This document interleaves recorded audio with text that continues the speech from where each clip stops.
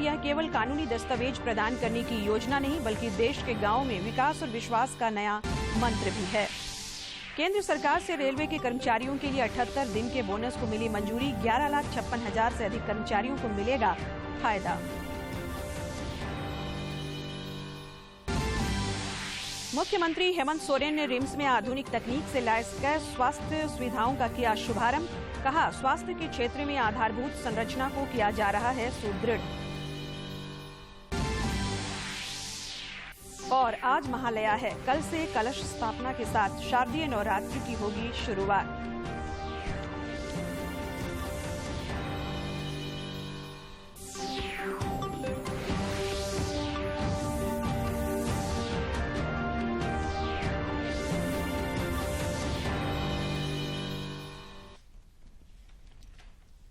नमस्कार, प्रादेशिक समाचार में आपका स्वागत है। मैं हूं संध्या देमता और समाचारों में आगे बढ़ने से पहले ये संदेश। देश भर में 18 वर्ष से अधिक आयु के सभी लोगों के लिए सरकारी केंद्रों में निःशुल्क टीकाकरण अभियान चलाया जा रहा है। दूरदर्शन आप लोगों से अपील करता है कि कोविड रोधी टीका जरूर लगवाएं। कोरोना महामारी के प्रति कोई भी लापरवाही न बरतें। जब तक आवश्यक ना हो घर से बाहर ना निकलें और इन आसान उपायों का पालन करें। मास्क लगाएं, 2 गज की सुरक्षित दूरी बनाए रखें, बार बार हाथ धोएं और चेहरा साफ रखें। कोविड से संबंधित जानकारी और मार्गदर्शन के लिए राष्ट्रीय हेल्पलाइन काम कर रही हैं। इनके नंबर हैं 011239780046 और 1075। इसके अलावा राज्य हेल्पलाइन नंबर 104 डायल कर समस्या का त्वरित समाधान लिया जा सकता है। और अब समाचार विस्तार से। प्रधानमंत्री नरेंद्र मोदी ने कहा है कि स्वामित्व योजना केवल कानूनी दस्तावेज प्रदान करने की योजना नहीं है बल्कि यह आधुनिक प्रौद्योगिकी की मदद से देश के गांवों में विकास और विश्वास का नया मंत्र भी है। प्रधानमंत्री ने यह बात आज वीडियो कॉन्फ्रेंस के जरिए मध्य प्रदेश में 1,71,000 लाभार्थियों को वर्चुअल माध्यम से ई संपत्ति कार्ड वितरित करने के लिए आयोजित कार्यक्रम के दौरान की। श्री मोदी ने कहा कि जमीन और घर से जुड़े रिकॉर्ड्स को अनिश्चितता और अविश्वास से निकालना बहुत जरूरी है। देश के गांवों को, गांव की प्रॉपर्टी को, जमीन और घर से जुड़े रिकॉर्ड्स को अनिश्चितता और अविश्वास से निकालना बहुत जरूरी है। इसलिए पीएम स्वामित्व योजना गांव के हमारे भाइयों और बहनों की बहुत बड़ी ताकत बनने जा रही है। इस दौरान प्रधानमंत्री ने कहा कि गांव की जो ताकत है उसका उपयोग गांव के लोग अपने विकास के लिए पूरी तरह नहीं कर पाते थे। ऐसे में यह योजना काफी सहायक सिद्ध होगी। ताकत है गांव के लोगों की जो जमीन है, जो घर है, उसका उपयोग गांव के लोग अपने विकास के लिए पूरी तरह कर ही नहीं पाते थे। उल्टा गांव की जमीन और गांव के घरों को लेकर विवाद, लड़ाई झगड़े, अवैध कब्जों में गांव को लोगों की ऊर्जा, कोर्ट कचहरी, न जाने कितनी कितनी मुसीबतें झेलनी पड़ती थी। समय और पैसा बर्बाद होता था। और ये चिंता आज की नहीं है। गांधी जी ने भी अपने समय में इसे लेकर चिंता जाहिर की थी। इस स्थिति को बदलना हम सबकी जिम्मेदारी होनी चाहिए। मैं इस दिशा में तब से काम कर रहा हूं जब मैं गुजरात का मुख्यमंत्री था। केंद्रीय मंत्रिमंडल ने वित्त वर्ष 2020-21 के लिए रेलवे सुरक्षा बल और रेलवे सुरक्षा विशेष बल के कर्मचारियों को छोड़कर अराजपत्रित रेल कर्मचारियों को उत्पादकता से जुड़ा 78 दिन का बोनस देने का फैसला किया है। सूचना और प्रसारण मंत्री अनुराग सिंह ठाकुर ने मंत्रिमंडल की बैठक के बाद संवाददाताओं को संबोधित करते हुए बताया कि इससे रेलवे के लगभग 11,56,000 अराजपत्रित कर्मचारियों को लाभ मिलेगा। श्री ठाकुर ने बताया कि इस पर लगभग 1985 करोड़ का व्यय आएगा। कर्मचारियों को और ये नॉन गैजेटेड एम्प्लॉयज के लिए होता है। 11,56,000 नॉन गैजेटेड एम्प्लॉयज इससे लाभान्वित होंगे और कुल मिलाकर 1,985 करोड़ रुपए इसके ऊपर व्यय होंगे। फॉर्मूले के आधार पर 72 दिन का बनता था, लेकिन उसके बावजूद माननीय प्रधानमंत्री मोदी जी ने और कैबिनेट ने इस पर निर्णय लिया। इससे रेलवे के कर्मचारियों का मनोबल भी बढ़ेगा और आने वाले समय में रेलवे में और मुनाफा हो और अच्छी उसकी परफॉर्मेंस हो, उस दिशा। केंद्रीय मंत्रिमंडल ने 7 बृहद समेकित वस्त्र और परिधान पार्कों की स्थापना को मंजूरी दी है। अगले 5 वर्ष में इन पार्कों पर कुल 4,445 करोड़ रुपए खर्च किए जाएंगे। केंद्रीय कपड़ा मंत्री पीयूष गोयल ने पत्रकारों को मंत्रिमंडल की बैठक की जानकारी देते हुए कहा कि यह कदम प्रधानमंत्री की F5 की परिकल्पना से प्रेरित है। उन्होंने कहा कि केंद्र सरकार का यह ऐतिहासिक निर्णय कपड़ा क्षेत्र को और सशक्त बनाएगा। आज उनके नेतृत्व में कैबिनेट ने अप्रूव की है। जैसा मेरे भाई अनुराग ठाकुर जी ने बताया, 4,445 करोड़ रुपए अनुमानित व्यय है इसमें अगले 5 वर्षों में, और 7 नए टेक्सटाइल पार्क्स पीएम मित्र के तहत देश में अलग अलग इलाकों पे प्रमोट किए जाएंगे, जिससे लगभग 7 लाख लोगों को तो डायरेक्ट और 14 लाख लोगों को इनडायरेक्ट एम्प्लॉयमेंट का साधन बने, ये हमारी कल्पना है। मुख्यमंत्री हेमंत सोरेन ने आज राजेंद्र आयुर्विज्ञान संस्थान रिम्स में कोबास मशीन का उद्घाटन किया। इस मौके पर मुख्यमंत्री सेंट्रल लैब और सिटी स्कैन जांच मशीन का भी उद्घाटन किया। रिम्स में CT scan, X-ray, central lab, pathology और बायोकेमिस्ट्री लैब के उद्घाटन के बाद अब यहां इलाज करवाने के लिए आने वाले सभी मरीजों को एक ही छत के नीचे CT scan, X-ray, ultrasound, CBC test, liver function test, RFT, thyroid profile, lipid profile, urea, complete haemogram, blood test सहित सभी तरह के पैथोलॉजिकल जांच की सुविधा मिल पाएगी। उन्हें अब किसी भी तरह की जांच के लिए बाहर के निजी जांच सेंटरों में नहीं भटकना पड़ेगा।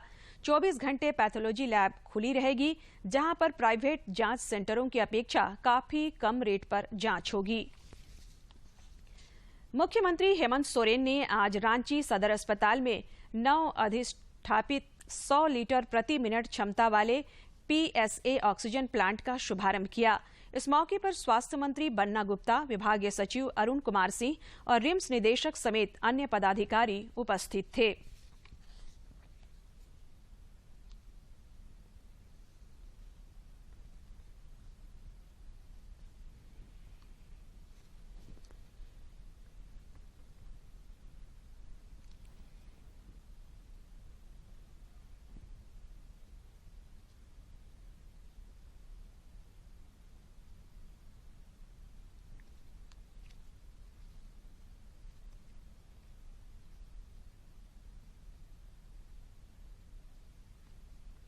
इधर पाकुड़ जिले के मरीजों को सदर अस्पताल में अब ऑक्सीजन की कमी महसूस नहीं होगी।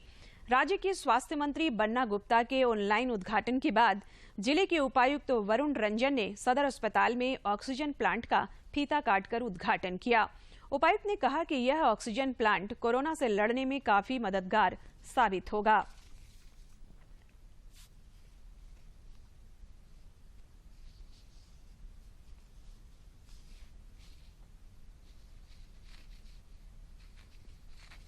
आदि के दौरान PSA ऑक्सीजन प्लांट की हर जगह पे ज़रूरत महसूस की गई थी। उसी को लेकर के आज सदर अस्पताल में हम लोगों ने जो PSA ऑक्सीजन प्लांट लगाया है, जो 1000 LPM का है, उसका उद्घाटन किया गया। माननीय मुख्यमंत्री जी के द्वारा, माननीय स्वास्थ्य मंत्री जी के द्वारा ऑनलाइन उन लोग इस उद्घाटन में शरीक हुए और यहाँ पे जिला प्रशासन ने सभी माननीय विधायक और सांसद के जनप्रतिनिधियों के सहयोग से इस कार्य को पूरा कराया है। गुमला स्थित सदर अस्पताल में भी आज ऑक्सीजन प्लांट का उद्घाटन हुआ। इस प्लांट के उद्घाटन हो जाने से सदर अस्पताल के 110 मरीजों को एक साथ ऑक्सीजन की आपूर्ति की जा सकेगी। जिले के उपायुक्त शशि रंजन कुमार सिन्हा ने बताया कि पीएम केयर्स फंड से निर्मित ऑक्सीजन प्लांट बन जाने से यहां के रोगियों को इसका भरपूर लाभ मिलेगा।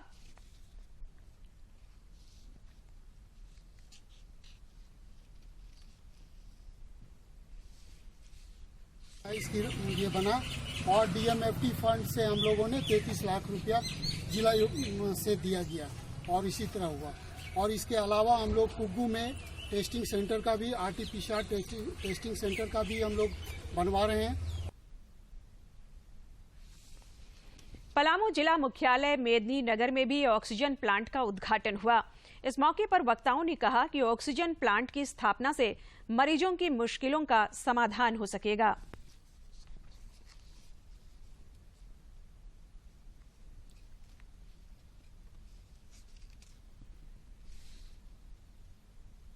आज रामगढ़ जिले के लिए बहुत खुशी का दिन है कि यहाँ पर माननीय मुख्यमंत्री जी के द्वारा और माननीय स्वास्थ्य मंत्री जी के द्वारा उद्घाटन किया गया है। ऑनलाइन उद्घाटन ये हुआ है और उद्घाटनकर्ता स्वयं माननीय। इस मौके पर रामगढ़ में भी एक ऑक्सीजन प्लांट का उद्घाटन हुआ। वर्चुअल माध्यम से आयोजित उद्घाटन समारोह को संबोधित करते हुए civil surgeon doctor Prabhat Kumar ने कहा कि कोविड के संभावित तीसरी लहर के लिए यह प्लांट वरदान साबित होगा। उद्घाटन किया गया है, ऑनलाइन उद्घाटन ये हुआ है और उद्घाटनकर्ता स्वयं माननीय मुख्यमंत्री जी और माननीय स्वास्थ्य मंत्री जी हैं। प्रधानमंत्री भारतीय जन औषधि परियोजना के कार्यान्वयन में लगी agency pharmaceuticals and medical devices bureau of India ने वित्त वर्ष 2021-22 के लिए 8,300 प्रधानमंत्री भारतीय जन औषधि केंद्र खोलने का लक्ष्य हासिल कर लिया है। प्रधानमंत्री भारतीय जन औषधि योजना के तहत देश के सभी जिलों में जन औषधि केंद्र खोले गए हैं। प्रधानमंत्री भारतीय जन औषधि परियोजना के उत्पादों में 1,551 दवाएं और 240 सर्जिकल उपकरण शामिल हैं। आम आदमी विशेषकर गरीबों को सस्ती दर पर गुणवत्तापरक दवाएं उपलब्ध कराने की दृष्टि से सरकार ने मार्च 2024 तक प्रधानमंत्री भारतीय जन औषधि केंद्रों की संख्या 10,000 तक बढ़ाने का लक्ष्य रखा है। ये केंद्र देश के कोने कोने में लोगों को सस्ती दवा की आसान पहुंच सुनिश्चित करेंगे। देश में पिछले 24 घंटे के दौरान कोविड-19 के 18,833 संक्रमितों की पहचान की गई है। वर्तमान में कोविड के 2,46,687 मरीज सक्रिय हैं।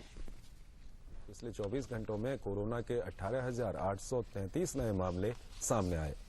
देश में वर्तमान में कोरोना के 2,46,687 सक्रिय मामले हैं, जो कि 203 दिनों में सबसे कम है।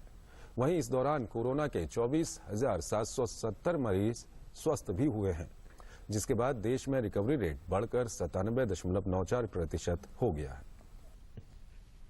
इधर झारखंड में पिछले 24 घंटे के दौरान 8 नए संक्रमितों की पहचान की गई है, जबकि इस दौरान 14 लोग कोविड को मात देने में सफलता हासिल की है। स्वास्थ्य विभाग के अनुसार राज्य में कोविड के 84 मरीज सक्रिय हैं और रिकवरी रेट 98.50% है। देश में कोविड के खिलाफ जारी जंग में टीकाकरण अभियान तेज गति से चल रहा है। केंद्रीय स्वास्थ्य मंत्रालय के अनुसार अब तक 92 करोड़ से अधिक लोगों को कोविड रोधी टीके लगाए जा चुके हैं।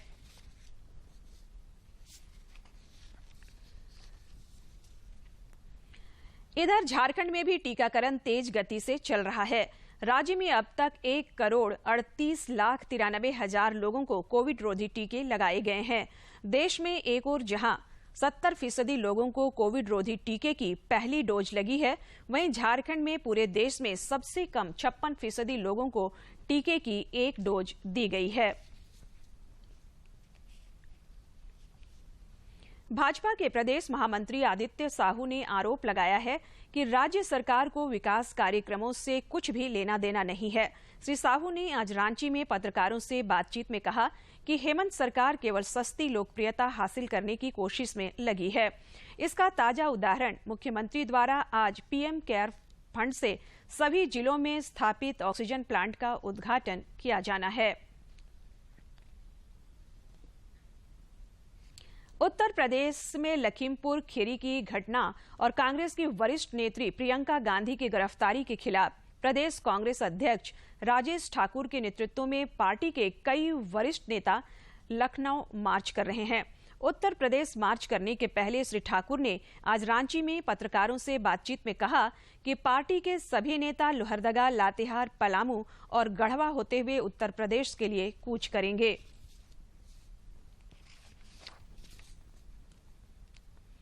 झारखंड प्रदेश राष्ट्रीय जनता दल के प्रधान महासचिव संजय प्रसाद यादव ने कहा कि बिहार के तारापुर और कुशेश्वर स्थान विधानसभा क्षेत्र के लिए पार्टी के सभी जिलाध्यक्ष, पदाधिकारी और वरिष्ठ नेता चुनाव प्रचार के लिए जाएंगे। उन्होंने कहा कि पार्टी के वरिष्ठ नेतागण राजद प्रत्याशी की चुनाव में जीत सुनिश्चित कराने के लिए वहां चुनाव प्रचार समाप्त होने तक कैंप भी करेंगे।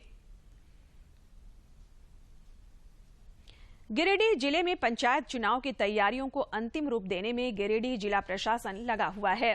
जिले के उपायुक्त राहुल कुमार सिन्हा और पुलिस अधीक्षक अमित रेणु ने अधिकारियों के साथ बैठक कर चुनाव में लगने वाले पुलिस बल का आकलन कर लिया है। इस दौरान दोनों अधिकारियों ने मतगणना स्थल और स्ट्रांग रूम का भी निरीक्षण किया। उपायुक्त राहुल कुमार सिन्हा ने बताया कि जिले के सभी 4 अनुमंडलों में मतगणना केंद्र बनाए जाएंगे। क्षेत्र के लिए काउंटिंग हॉल तथा स्ट्रांग रूम को कॉलेज ऑफ कॉमर्स में स्थापित किया गया है। और इधर त्रिस्तरीय पंचायत चुनाव को लेकर कोडरमा में भी उपायुक्त आदित्य रंजन की अध्यक्षता में आज बैठक हुई। बैठक में मतदान केंद्रों की स्थापना करते हुए सूची, मतदाता सूची का निर्माण, नेटवर्क के बाहर शेडो एरिया के लिए कम्युनिकेशन प्लान और मतदान के वास्ते सुरक्षा बलों की आवश्यकता का आकलन समेत कई बिंदुओं पर विस्तृत रूप से चर्चा की गई। प्रधानमंत्री नरेंद्र मोदी ने कहा है कि सामाजिक बराबरी के इस अभियान में दिव्यांग भाई बहन देश के लिए बहुत महत्वपूर्ण भागीदार हैं। उन्होंने यह साबित किया है कि शारीरिक कठिनाई से जीवन रुकता नहीं है। सामाजिक बराबरी के इस अभियान में आत्मनिर्भर भारत में मेरे दिव्यांग भाई बहन देश के लिए बहुत महत्वपूर्ण भागीदार हैं। आपने साबित किया है कि शारीरिक कठिनाई से जीवन रुक नहीं जाना चाहिए। इसलिए आप सभी के लिए, देशवासियों के लिए, खास करके नई पीढ़ी के लिए आप सब बहुत बड़ी प्रेरणा भी है। झारखंड विधानसभा पहली बार छात्र संसद का आयोजन करेगा। इसमें देश भर से चयनित छात्र विधायी कार्य में हिस्सा बनेंगे। 30 और 31 अक्टूबर को आयोजित होने वाले छात्र संसद के कार्यक्रम में राज्य भर के 24 छात्र हिस्सा लेंगे। आज महालया है। महालया से दुर्गा पूजा की शुरुआत हो जाती है। लोगों के लिए महालया का विशेष महत्व होता है। महालया के दिन से ही मूर्तिकार देवी दुर्गा की आंखों को रंगना शुरू करते हैं। धार्मिक मान्यताओं के अनुसार इसी दिन मां दुर्गा कैलाश पर्वत से धरती पर आगमन करती हैं और अगले 10 दिनों तक यहीं रहती हैं। नवरात्र का कलश स्थापना यानी पहली पूजा कल से शुरू होगी। इसे लेकर स्थानीय बाजार में चहल पहल बढ़ गई है।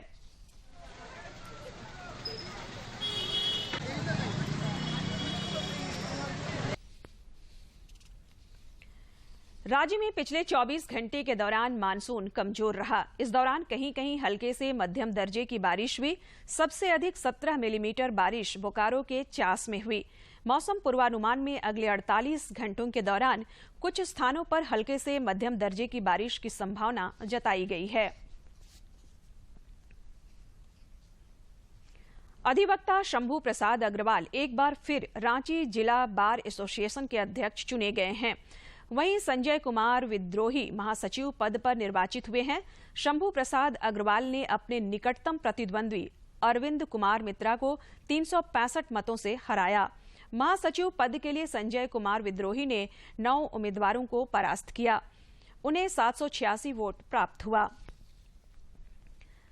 पश्चिमी सिंहभूम जिला मुख्यालय स्थित समाहरणालय परिसर में वन विभाग और टाटा स्टील के संयुक्त प्रयास से दीवारों पर जानवरों की आकर्षण तस्वीर उकेरी गई है। जिले के उपायुक्त और पुलिस अधीक्षक ने इसका संयुक्त रूप से लोकार्पण किया। वॉल पे इन पेंटिंग्स को किया गया है ताकि आम जनमान जो भी यहाँ पर हमारे पास कलेक्ट्रेट में आते हैं वो वाइल्ड लाइफ की तरफ संवेदनशील हो, उनको उसकी अहमियत पता लगे और उसको बचाने में आगे आगे वो प्रयास कर सकें। की ओर से वाइल्ड लाइफ वीक वन्य प्राणी सप्ताह मनाया जा रहा है। इसमें विभाग की ओर से वन्य प्राणी की महत्व और उसका संरक्षण के बारे में बताया जा रहा है। इस आलोक में बहुत सारे कार्यक्रम आयोजन किए जा रहे हैं। उसी के तहत एक आयोजन है ये वॉल पेंटिंग का, और इसमें ये ज़्यादा से ज़्यादा लोगों को ये जागरूकता फैलाई जा रही है। नक्सल प्रभावित खूंटी जिले की फिजा प्रधानमंत्री सौभाग्य योजना की बिजली की रोशनी से जगमग करने लगे हैं। पेश है एक रिपोर्ट। खूंटी एक ऐसा जिला जिसका नाम लेते ही लोग सहम से जाते हैं।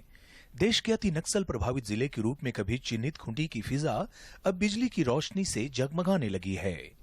देश की आजादी के 7 दशक बाद भी जिन गांव घरों में की रोशनी नहीं पहुंची थी, जहां शाम ढलते ही लोग घरों में दुबक जाते थे, वैसे गांव में सौभाग्य योजना के कारण गांव घर रोशन होने लगे हैं। बिजली नहीं थी तो हम लोग मट्टी तेल खरीदते थे।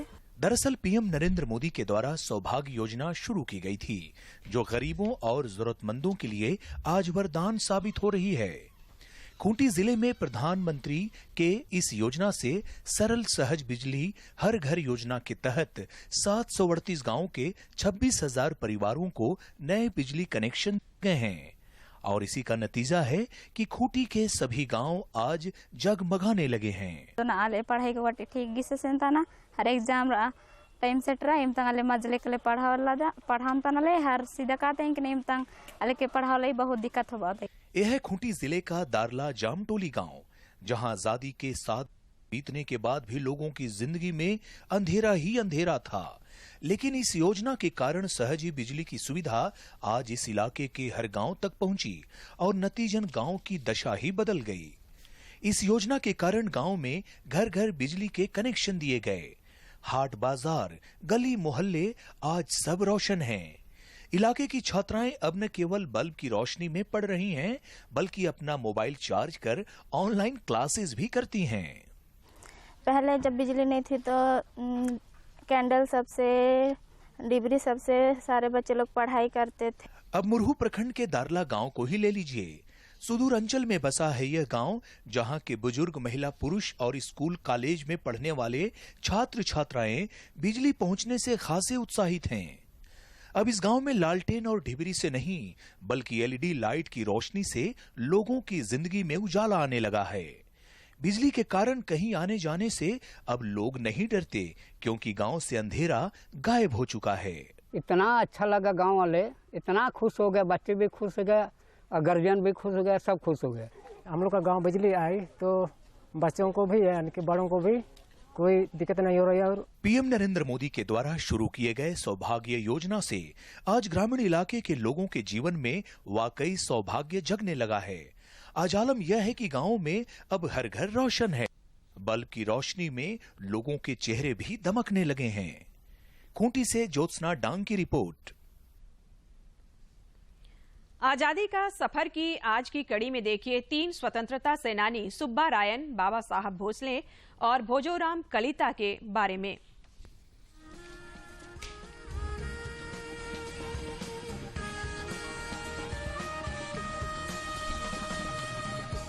6 अक्टूबर की तारीख स्वाधीनता आंदोलन के इतिहास में बेहद महत्वपूर्ण है।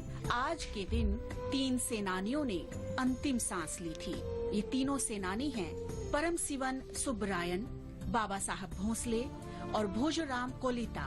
परम शिवन सुब्बरायन न सिर्फ स्वाधीनता आंदोलन के सेनानी थे, बल्कि राजनयिक और मद्रास प्रेसिडेंसी के मुख्यमंत्री भी रहे। शिवन का जन्म 11 सितंबर 1889 को तमिलनाडु में हुआ था। प्रेसिडेंसी कॉलेज मद्रास से स्नातक की पढ़ाई पूरी करने के बाद उन्होंने ऑक्सफोर्ड यूनिवर्सिटी से स्नातकोत्तर की उपाधि प्राप्त की। बाद में सुब्बरायन ने लंदन यूनिवर्सिटी से एलएलबी और डबलिन के ट्रिनिटी कॉलेज से एलएलडी की डिग्री हासिल की। सुब्बरायन ने मद्रास उच्च न्यायालय में वकालत भी की। उन्होंने जस्टिस पार्टी के सदस्य के रूप में अपना राजनैतिक जीवन शुरू किया। बाद में उन्होंने वो पार्टी छोड़ दी और स्वराज्य पार्टी के समर्थन से निर्दलीय उम्मीदवार के तौर पर विजयी हुए। 1922 में सुब्बरायन मद्रास विधान परिषद के लिए मनोनीत किए गए। वे 1926 से 1930 तक मद्रास प्रेसिडेंसी के मुख्यमंत्री रहे। सन 1933 में वो इंडियन नेशनल कांग्रेस में शामिल हो गए। 1937 में जब मद्रास प्रेसिडेंसी की सत्ता कांग्रेस के हाथ आई तो मुख्यमंत्री सी राजगोपालाचारी की सरकार में सुब्बरायन को कानून मंत्री बनाया गया। सुब्बरायन भारत छोड़ो आंदोलन के दौरान जेल भी गए। संविधान सभा के लिए वे मद्रास विधानसभा से चुने गए, जहां उन्होंने वयस्क मताधिकार, लोक सेवा, विधि के शासन और राजभाषा से जुड़ी बहसों में हिस्सेदारी की। 1949 से 1951 तक सुब्बरायन इंडोनेशिया में स्वतंत्र भारत के पहले राजदूत रहे। वो 1954 से 1957 तक राज्यसभा के सदस्य भी रहे। सुब्बरायन 1957 में तिरुचनगोड़ से लोकसभा के लिए निर्वाचित हुए। फिर 1962 में लोकसभा के लिए पुनः निर्वाचित हुए, लेकिन उन्हें महाराष्ट्र का राज्यपाल बना दिया गया। 6 अक्टूबर 1962 को सुब्बरायन का निधन हो गया। 1989 में उनकी जन्मशती के दौरान भारतीय डाक विभाग ने उनके सम्मान में डाक टिकट जारी किया।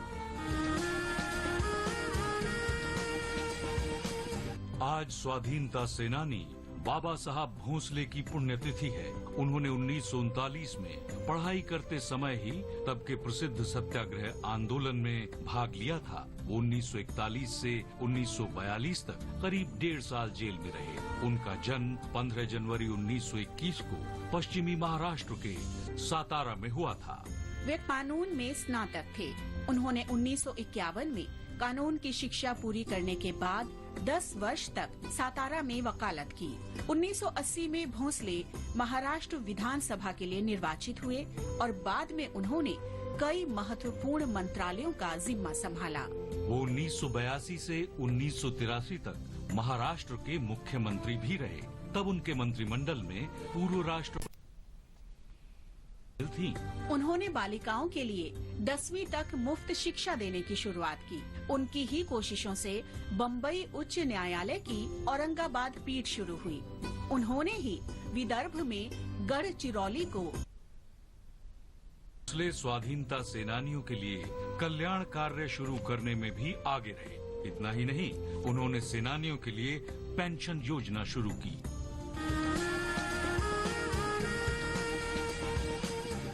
आज ही के दिन सन 1942 में स्वाधीनता सेनानी भोजोराम कोलिता ने मातृभूमि के लिए सर्वोच्च बलिदान दिया था। उन्होंने भारत छोड़ो आंदोलन में सक्रिय रूप से भाग लिया था। 21 सितंबर 1942 को वे तेजपुर में एक जुलूस में शामिल हुए, जो ढेकियाजुली गोलीबारी में शहीद लोगों की याद में आयोजित किया गया था। जब जुलूस चर्च परिसर में पहुंचा, तो बंदूकों और लाठियों से लैस पुलिस ने लोगों को चारों तरफ से घेर लिया। पुलिस ने लोगों को सभा करने से रोका और निर्धारित मार्ग से तितर बितर होने के लिए 10 मिनट का वक्त दिया। भीड़ अभी बाहर जाने ही लगी थी कि पुलिस ने उस पर जबरदस्त लाठी चार्ज कर दिया, जिसमें कई लोगों को गंभीर चोटें आईं। और इस घटना में और अब आखिर में इस बुलेटिन के मुख्य समाचार एक बार फिर। प्रधानमंत्री नरेंद्र मोदी ने वर्चुअल माध्यम से मध्य प्रदेश में ई संपत्ति कार्ड का किया वितरण। कहा, यह केवल कानूनी दस्तावेज प्रदान करने की योजना नहीं, बल्कि देश के गांव में विकास और विश्वास का नया मंत्र भी है। केंद्र सरकार से रेलवे के कर्मचारियों के लिए 78 दिन के बोनस को मिली मंजूरी। 11,56,000 से अधिक कर्मचारियों को मिलेगा फायदा। मुख्यमंत्री हेमंत सोरेन ने रिम्स में आधुनिक तकनीक से लैस कई स्वास्थ्य सुविधाओं का किया शुभारंभ। कहा, स्वास्थ्य के क्षेत्र में आधारभूत संरचना को किया जा रहा है सुदृढ़। और आज महालया है। कल से कलश स्थापना के साथ शारदीय नवरात्र की होगी शुरुआत।